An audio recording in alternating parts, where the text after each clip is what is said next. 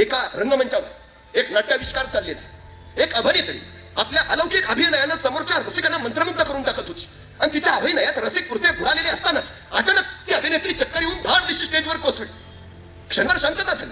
अनेकांना वाटलं हा नाट्याविष्काराचाच भाग आहे की काय, पण 2-3 मिनिटं झाली ती अभिनेत्री उठेना. विंगेमध्ये तिचा युलासा मुलगा आपल्या आईचा अभिनय पाहत होता. आपली आई उठत नाही त्याच्या लक्षात आलं आणि ते युलासा पर सरकन धावत धावत स्टेजवर गेलं. आईला उचललं, आत घेऊन आलं, पण तोपर्यंत बाहेरच्या रसिकांनी दंगा करायला सुरुवात केली. खुर्च्या प्यायला सुरुवात केली. शो मध्येच बंद पडला होता, बंद पडून चालणार नव्हता. त्या युलाशा मुलाला काय वाटलं कुणास ठाऊक, तो सरकन स्टेजवर आला आणि आईच्या जागेवर उभा राहिला.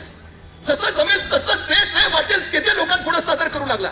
2-3 मिनिटांनंतर रसिकांच्या टाळ्यांचा आवाज घुमू लागला. वाह वाहच्या घोषणा चालू झाल्या. लोक मंत्रमुग्ध झाली.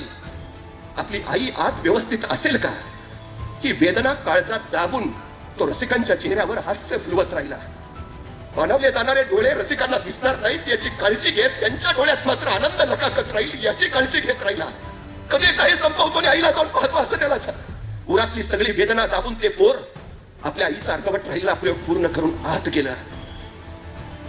आपली आई त्या दिवशी अपघातग्रस्त झाली म्हणून अपघातानं रंगमंचावर आलेला आणि स्वतःच्या वेदना दाबून इतरांच्या चेहऱ्यावर हास्य फुलवायला हवं या विचारानं प्रेरित झालेला इवलासा तो पोर पुढे चार्ली चॅप्लिन म्हणून प्रसिद्धी झाला आणि हर एकाच्या उठावर त्यानं हास्य फुलवलं. तो शिकला होता कुठं? ती वेळ होती, नियतीनं जणू संधी दिली होती.